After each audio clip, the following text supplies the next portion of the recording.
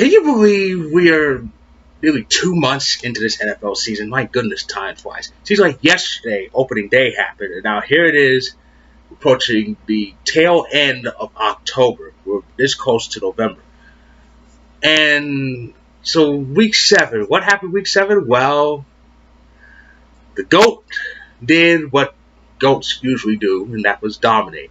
Aaron Rodgers, 5 touchdown passes, ran one in, over 400 yards against a dangerous Raiders team. I mean, it's just GOATs being GOATs, that's all. So the Packers are 6-1. We're still in the upper echelon of the National Football Conference, up there with the Saints, who took care of the Bears, and the Niners, who stayed undefeated in a very interesting rain-filled game in D.C. 9-0. All they needed was the leg of Robbie Gould for 3 kicks. That was it. You don't need much against Washington, but the Niners definitely are a force to be dealt with. They're 6-0. I mean, what do you want? They are the one real undefeated team in the NFL.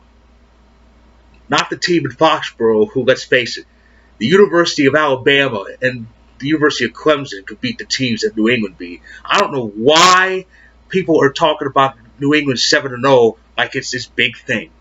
Okay, look who they beat. Yes, they beat the Bills barely, but they did. They beat the 5-1 Bills. But after that, who they beat? A Steelers team with some excuses and question marks. The Jets, enough said. Washington, enough said. Miami, again, enough said. They beat JV teams. Why is this being put on a higher statute than the Niners, who actually beat good teams? Okay, this is ludicrous. And of course, week 7 unfortunately started with the Chiefs blasted Denver, but it came with an unfortunate price. Patrick Mahomes, who I still say is next in line to Aaron Rodgers' GOAT throne, he left the game due to a dislocated kneecap. And of course, the story is he's going to be out for at least 3 weeks. This is not good news to football fans who want to see the Patriots taken down, because the Chiefs were pretty much the only hope. Now it's about wide open. Even when Mahomes comes back, we don't know what kind of Chiefs team he'll be coming back to. They might still lead the West. They might be behind. We don't know. But it's not looking good in the AFC overall, especially since nobody else is really stepping up. But I should say nobody else is stepping up and looking real serious. I mean, yes, Indy beat Houston, but can we really consider them an actual threat to New England? No. Not with Luck gone. No. Baltimore's 5-2, but they only have 2 good players: Lamar Jackson, Justin Tucker. They don't have anything else. They're basically the Seahawks of the AFC. Just nothing. No, at least Baltimore has a quarterback. Seattle lost Sunday, and like all Seattle losses, it was solely because of Russell Wilson. Threw a pick 6, something Aaron Rodgers never does. Well, then Rodgers doesn't throw interceptions in the first place, but that's another story. And they lost to Baltimore. It is not hard to beat Baltimore. Cleveland beat Baltimore. Of course, Cleveland had a bye, but they still have question marks too. I mean, they're 2-4. And I think I had to win the North, and I'm starting to question that prediction I made. I don't know. I mean, a lot of us really thought Cleveland would actually do something, because things were rejuvenated once they started winning games in the latter half of last season. Yes, they missed the playoffs, but they went 7-8-1. That's the Cleveland equivalent of 13-3. So a lot of people thought, well, they might go to the playoffs, they might win the division. Nobody had them in the Super Bowl. Well, I think betting odds had them in the Super Bowl. I think that was a bit of a stretch, but I don't know. And to make matters worse, you know who they faced after their bye? New England. in Foxborough too, where road teams go to die. So yeah, it looks bad, and the Steelers looking bad. Well, the LA teams, well, one of them, the Chargers lost in incompetent fashion to Tennessee, and now they're 2-5. They are a far cry from that team who went 12-4 last year and gave the Chiefs kind of a scare and had us thinking, had us imagining an all Los Angeles Super Bowl last year. This is definitely not that team. They have problems. Really, this whole thing started with that Melvin Gordon holdout. They didn't want to pay him, and they felt like when they won opening week, they felt like they were on top of the world without Melvin. They've only won one game since then. Well, Gordon's back, but even so, they've only won one game since then. So it's not looking good for the Chargers. The Rams, however, well, the cure for any slump is Atlanta, and the Rams just blasted the Falcons. Just beat them to submission. The Falcons are a joke. It's ridiculous. But the Rams are 4-3 and seem to have their identity as a legitimate contender back. Even better, they'll face the Bengals. So that's a gift win right there. So that's in London. I think that might be the last London game of the season. But the Rams and Bengals in London.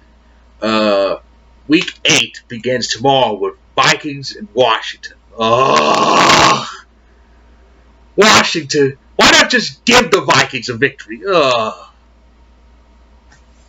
boy. And it's in Minnesota too. Now Thielen is injured, but all that means is Minnesota's going to win by 20 instead of 40. Washington can't be trusted. They're a joke of a team. They're one of the embarrassments to our nation's capital. Matter of fact, I said on Twitter, the Capitals, the Mystics, and the Nationals just need to kick that team out of D.C. They're a disgrace. So Minnesota's going to get their gift win tomorrow. Yeah. This is coming off that classic they played against Detroit. It was a shootout, but Minnesota won it. So Minnesota's going to get their nice gift wrap win tomorrow night. And as for Sunday's action, I said the Rams. I said before, the Rams face the Bengals. The Cowboys on a bye after that big blowout win against Philadelphia that put them in first place.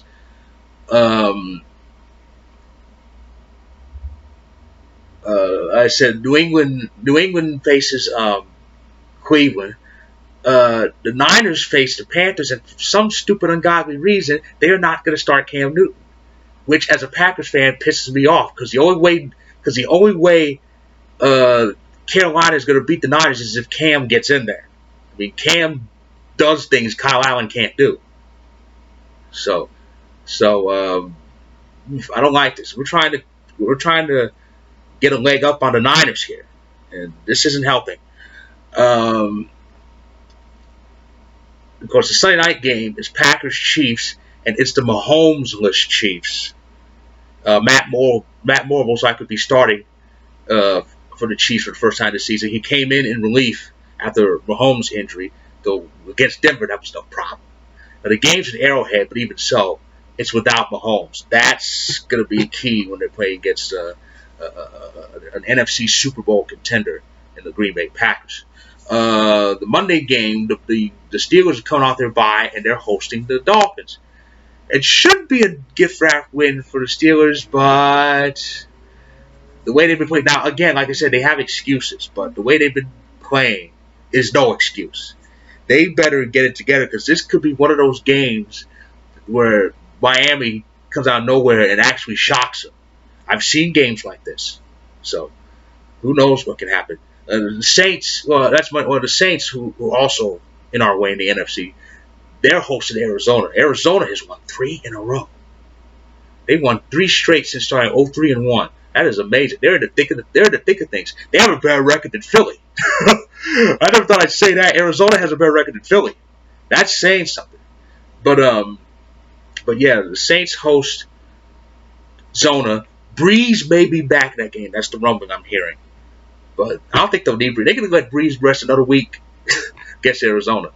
But So yeah, that's the story. That's what's coming up in week 8. That's my review of week 7. I will review week 8 next week. As far as the World Series, it's only one game old, but if it's a short series, if that ends before week 8 ends, I'll review that first. But it should be a long series. But so again, that's my review of week 7, and week 8 should be very interesting. So until next week, and enjoy all the good sports that's around us, including the return of NBA.